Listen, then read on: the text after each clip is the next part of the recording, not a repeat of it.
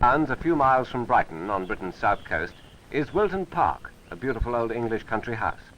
Wilton Park is a very special conference centre, for it's one of Britain's contributions to the formation of an informed international public opinion.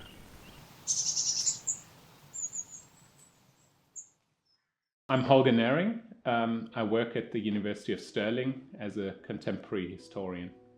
I'm just going to pause.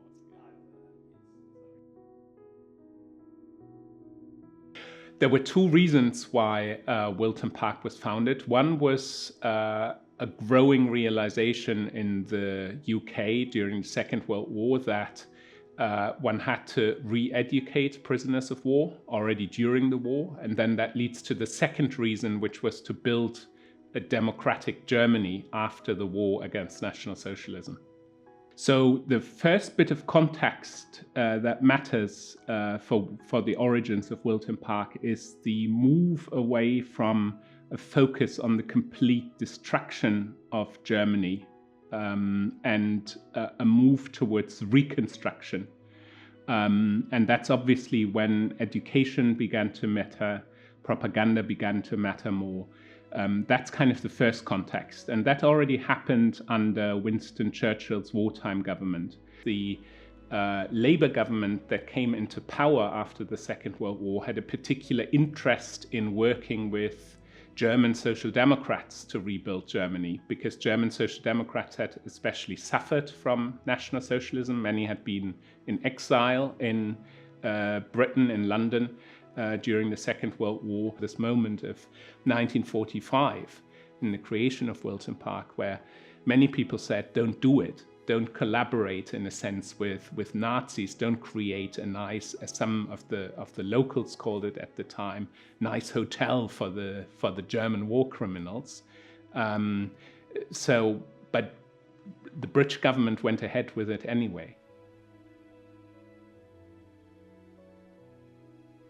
So the main ethos of these re-education classes for the prisoners of war was that the prisoners were supposed to learn how to think and to argue their case in a debate. So it wasn't built around necessarily achieving a consensus, but it was essentially trying to get the prisoners to reach the conclusions through rational methods rather than just an imposition and indoctrination. That was the general idea. Then alongside this, Wilton Park then got a number of famous or up-and-coming people to talk. One key component was German history. In particular, the path from Bismarck to Hitler was quite popular and was a kind of very important part of every single course that was run to basically show how the conditions for Hitler's rise to power were set already with the German imperial ambitions in the late 19th century. So in a sense, outlining a German special path in terms of foreign policy, international relations, but then also domestic politics. And this is why a second component was some teaching on and some discussion about the British political system, especially the Westminster system, and how that worked, and how consensus was formed, and how differences were being discussed. And then there was some kind of general cultural debate as well, which very often actually involved German culture as well as British culture. Those are puppets from a Punch and Judy show, so in German Kasperle-Theater, and they were used by the prisoners of war during the sort of mid to late 1940s in the camp. And it's great that we still have a set.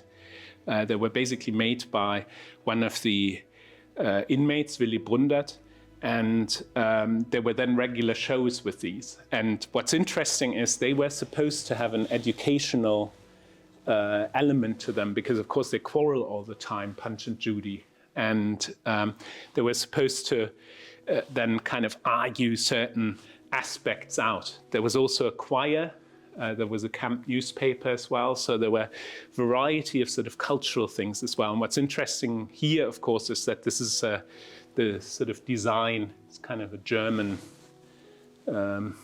tradition, German design here. In a sense, on one level as well, it's not completely unique because other camps had camp newspapers as well, and they probably had shows like that, but these things, to have them preserved, is really quite amazing.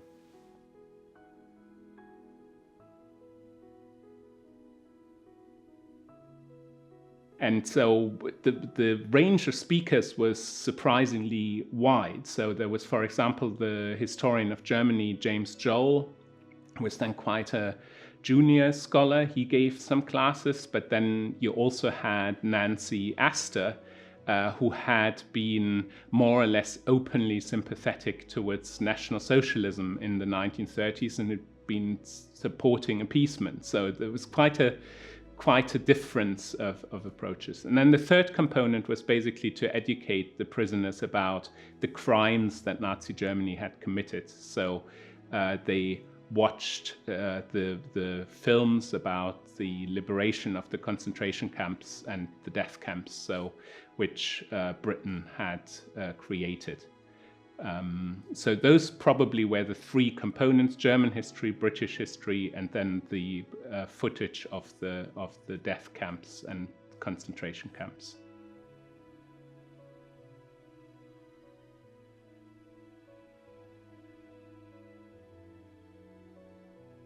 So the really interesting thing about the key players is that this is not just a British story. So one key player was a Bavarian baron, Waldemar von Knöringen, who was staying in the UK as part of his, because he had to flee Germany during the Second World War. And he was then posted to North Africa as Britain was fighting the German troops there.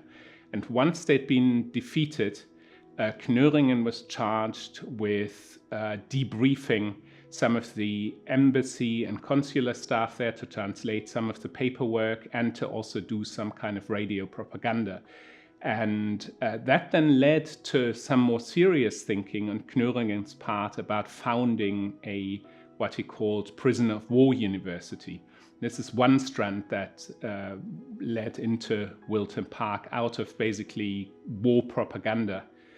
The other strand was more of a foreign policy track, and this had to do with rebuilding Germany, and that also involved a German national, originally a German national, Heinz Köppler. Heinz Köppler became the first warden of Wilton Park, or the first director of Wilton Park, and he then worked during the Second World War in the Foreign Office as part of the Political Intelligence Department. And as part of that, he then began thinking about how can we create the conditions for a democratic Germany. And again, we don't quite know whether he knew von Knöringen, but basically those two efforts overlapped at the time. And then that led to the foundation of Wilton Park. Memos were written, and then this was set up. But what made Wilton Park special was this kind of focus on education. What was important was these ideas that are summarized under the heading of liberal internationalism.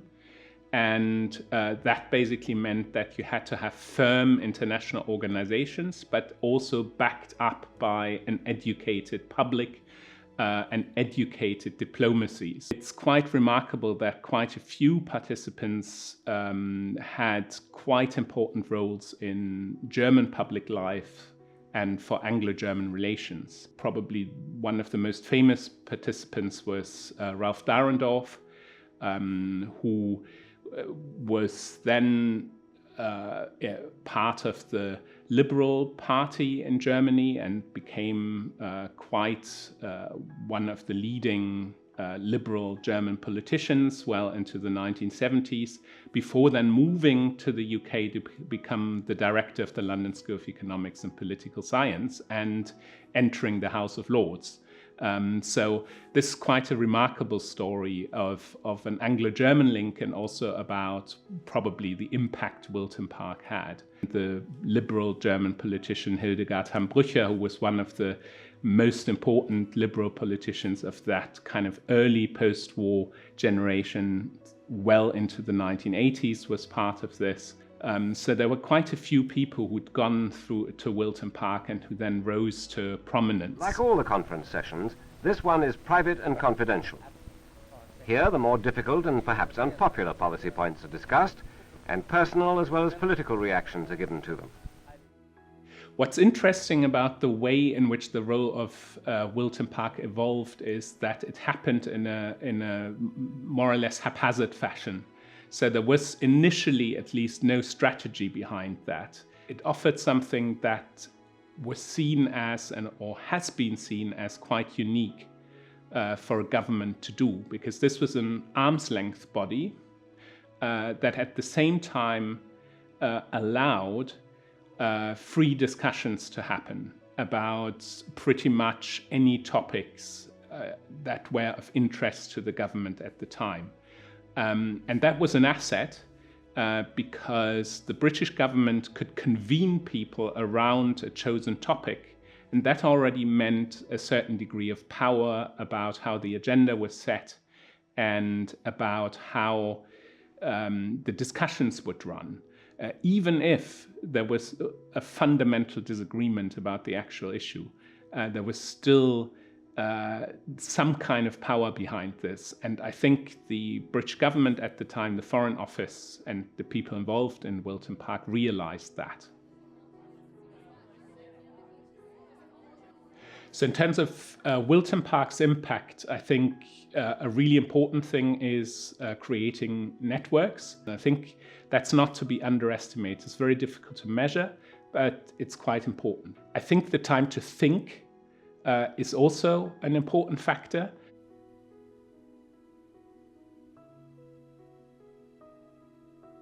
In terms of apartheid South Africa, where Wilton Park has played a role when the British government itself officially did not play a role in ending apartheid, by just bringing the different parties together in a neutral environment to discuss things. And I think that's a unique contribution that is very difficult to see in other contexts. I think the other role that is really important that Wilton Park has had, and the impact it has had, was as a sort of information sharing organization, which was especially useful again for smaller countries now around the world who don't have elaborate Foreign Office bureaucracies.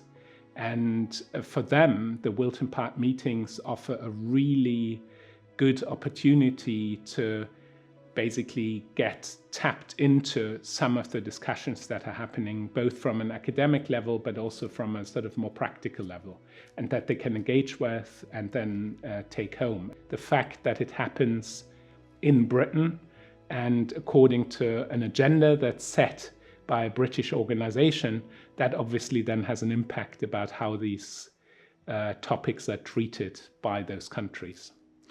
I think a key lesson of Wilton Park's history is that the future is not predictable.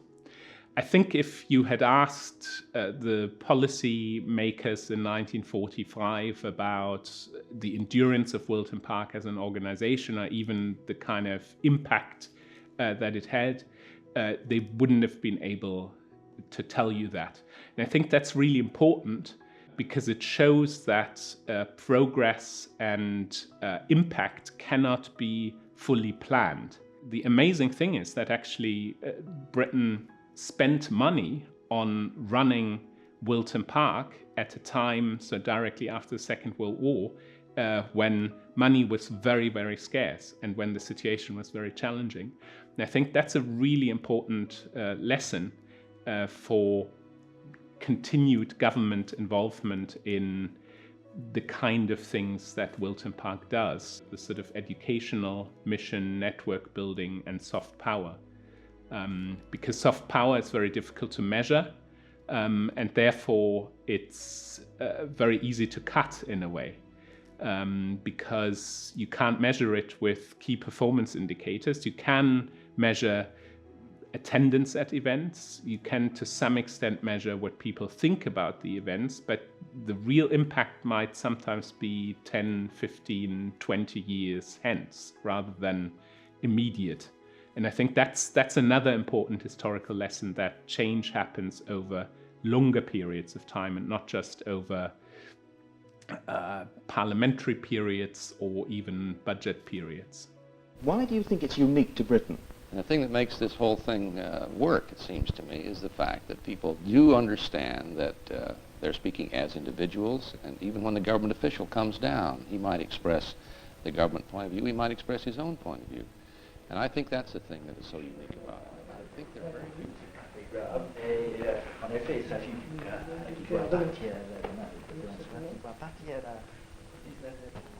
The future of democracy depends on a well-informed public opinion. And Wilton Park is a unique contribution by Britain to provide such an informed public opinion in all the countries of the West.